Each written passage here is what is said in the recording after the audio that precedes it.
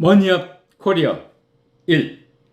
지하연금 140조를 끌어올려서 돌리면 한국이 세계 어느 나라도 부럽지 않게 될 수도 있을까요? 안녕하세요. 조덕주입니다. 머니업 코리아에 오신 여러분을 뜨겁게 환영합니다. 감사합니다. 오늘은 우리나라에서 숨어서 돌고 있지 않는 현금 140조를 끌어올려서 돌리면 우리가 세계 어느 나라에도 부럽지 않게 될 수도 있다. 이는 물론 어렵겠지만 결코 안 되는 일만은 아니다에 대해서 여러분과 함께 알아보겠습니다.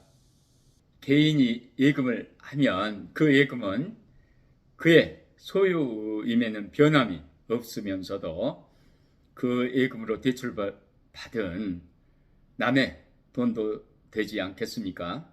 이렇게 보면 개인의 재산은 그의 것인가 동시에 사회의 것이다 라고 말할 수도 있지 않겠습니까? 개인의 재산이 곧 사회의 재산이 되는 까닭은 돈 때문입니다. 돈은 개인의 부를 사회의 부로 변신시키는 참으로 신통한 묘기를 지녔습니다. 인류는 돈으로 신용을 창조하는 비법을 터득하여 경제를 획기적으로 발전시켜 왔습니다. 현금을 은행에 예금하면 경제가 활발해집니다. 하지만 마늘밭에 묻어두면 아니죠. 화폐는 생산, 분배, 소비, 투자, 수출, 물가와 밀접하게 연결되어 있습니다. 통화는 1대1로 싸우는 권투라기보다는 단체로 경기하는 축구에 가깝습니다. 저는 한국은행에서 시작하여 금융, 제조, 건설 기업에서 꽤 일하였습니다. 화폐 유통의 중요성을 그야말로 뼈저리고 사무치게 겪었습니다. 그래서 돈이 안 돌면 사람이 돌아버린다. 묻지마 돈봉투 왜? 그 진실과 거짓의 싸움이라는 책을 냈습니다. 저는 돈은 돌아야 한다고 외쳐왔습니다. 다시 한번 간곡하게 말씀드립니다. 돈을 잘 돌리면 우리 모두가 잘 살 수 있습니다. 결코 불가능하지만은 않습니다.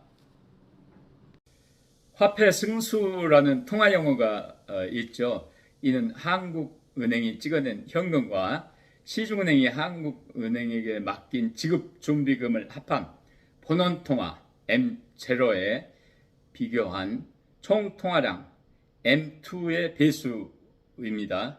여기서 M은 머니입니다. 화폐 승수는 나무의 뿌리라고 할 수 있는 본원 통화가 커지면 나무 전체라고 할 수 있는 총 통화량이 얼마나 늘어나는지를 보여주는 배수라고 이해하시면 좋겠습니다. 2011년까지는 이 승수가 대체로 24 수준을 유지했으나 2012년에는 22, 2016년에는 17, 2021년 이후에는 14 수준으로 크게 낮아졌습니다. 갈수록 신용카드를 사용하고 현금을 덜 쓰기 때문에 현금의 비중이 낮아져 이 승수가 커져야 맞는데 반대로 더 작아지다니 이상하지 않습니까? 그 이유는 2009년 5만원권이 등장하면서 그 대부분이 지하로 스며들었기 때문입니다. 즉, 돈은 현금은 줄었지만 찍어낸 현금은 늘었기 때문입니다. 그래서 이러한 반대의 통계가 나왔습니다. 지하현금 140조를 뺀 본원 통화를 기준으로 한 실제의 화폐 승수, 통화 승수는 14가 아닌 29 수준입니다. 그래야 맞지 않겠습니까? 만약 140조 정도의 지하 현금을 유통시킨다면 실제 화폐 승수 29에 따라 4천조 정도의 통화량이 증가할 수도 있습니다. 이는 현재 통화량 3,900조 정도와 비슷하지요. 통화량이 늘면 은행은 대출을 더 많이 할 수 있습니다. 대출이 늘면 대출 이자가 내려가겠죠. 또 투자가 늘어 주가가 상승합니다. 그리고 수출이 늘어 외환보유고가 증가하고 환율과 물가가 안정될 수 있습니다. 결과적으로 통화량이 늘면 GDP, 즉 국내 총생산이 증가합니다. 통화량이 현재 통화량 정도가 늘면 GDP도 현재 GDP 2,400조 정도가 증가할 수도 있습니다.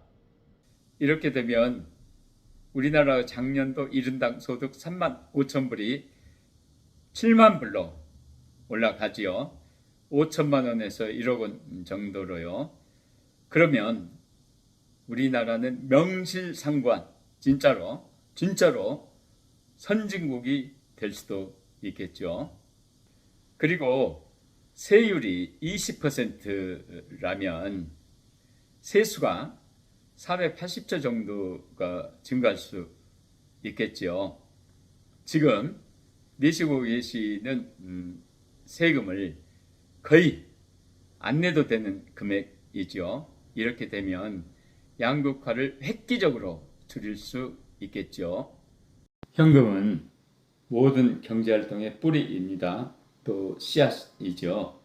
돌지 않는 지하 현금을 끌어올려서 돌린다면 승수 효과를 통하여 경제 개벽을 가져옵니다. 이는 일종의 나비 효과라고도 할 수 있겠습니다. 참고로 2023년도 국가별 1인당 국민소득을 살펴보면 세계에서 1위는 룩셈부르크 13만 5천 불로 해서 스위스, 노르웨이, 아일랜드, 카타르, 미국, 싱가포르, 덴마크, 아이슬란드, 호주 10개국이 되겠고요. GDP 세계 10대 강국 미국, 중국, 일본, 독일, 인도, 영국, 프랑스, 이탈리아, 캐나다, 한국 10대 강국 중에서 가장 1인당 국민소득이 많은 곳은 미국이 7만 불이고요. 낮은 곳은 인도가 2,500불이 되겠습니다.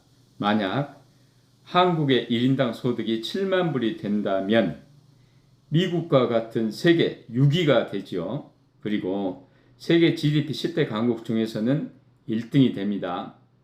세계 어느 나라도 부럽지 않은 한국이 될 수도 있습니다. 물론 어렵겠죠. 쉽지 않은 일입니다.